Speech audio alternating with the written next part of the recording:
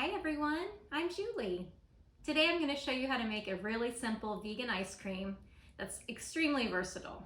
The base of it is just nut milk of choice. I'm using almond and then frozen bananas. That's it. If you've got a high-speed blender, it makes it super easy to whip this up, and then you can use any type of flavors you'd like for add-ins.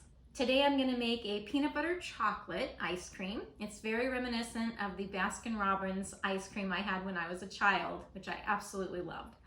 So for this one, I just put in about a half a cup of almond milk, and then I'm going to use, again, 2 frozen bananas. So toss those in on top of it. And then I've got in here 2 tablespoons of cacao powder, a tablespoon of vanilla protein powder, and about a half teaspoon of cinnamon. I love cinnamon. I add it to almost everything, so you certainly don't need to add that in. You certainly don't need to add in the protein powder. I like to get in a little bit of extra protein wherever I can, so that's why I use that. And I feel that it gives it kind of a creaminess too that I like. So just toss that in. And then the rest of these items are going to be add-ons that we'll put in after we've smoothed it out in our bowl. So what you're going to do is just put on your lid, and I am going to let this mix up.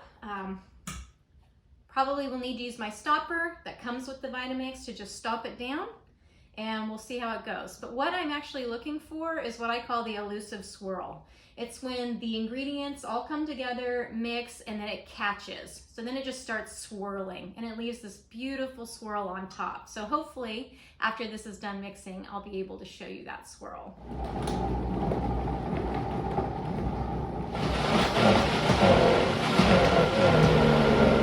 Took all of like 30 seconds to whip up, and I got my swirl. So I'm going to show you what that looks like.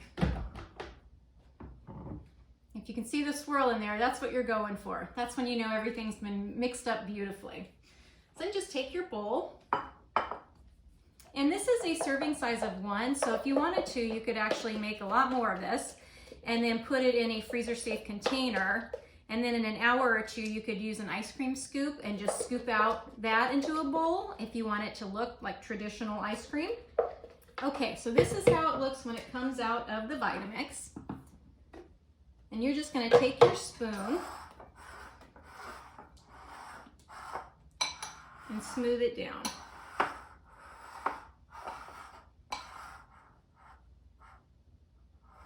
Like so. And this is actually a little bit thinner than an ice cream would be normally. So this is almost like a smoothie bowl. There's kind of different consistencies. A smoothie is when you have a lot of liquid in and you can drink it. Smoothie bowl to me is a little more firm but still soft, like soft serve. And then nice cream is a lot thicker. So I was going for nice cream, but apparently my ratios were off. I probably should have used a little bit less of the almond milk. But it's still going to be delicious, I promise you.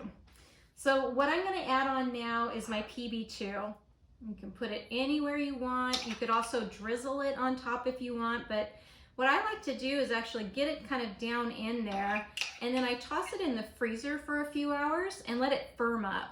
And that's where you really get that ice cream texture and that peanut butter chocolate ice cream consistency that I'm looking for from my childhood. Okay, so now I've got my peanut butter all dolloped in there. Hopefully you can see that. And now what I'm going to do is sprinkle on a little bit of puffed quinoa. And this just gives it a little bit of texture. And you could certainly add this to your blender at the very last second so it kind of incorporates throughout. I just like to toss it on top. That way I know I'm getting all of it. I won't surrender it to the Vitamix container. And then chocolate chips. Love my chocolate chips, so I just dollop those on and sprinkle them about. Boop, boop, boop. So that's it. This is what it looks like when you're all done. You could actually eat it just like this. It'll be more of a soft serve smoothie bowl consistency. Or you could put it in the freezer for a few hours, which is what I'm going to do. And that's going to make that peanut butter really firm up and the ice cream firm up as well. And then you'll have more of that consistency that I'm looking for when I'm looking for that childhood ice cream that I love so much. So I hope this has been helpful. I thank you so much for watching. If you have any questions, please feel free to leave me comments, and have a great day.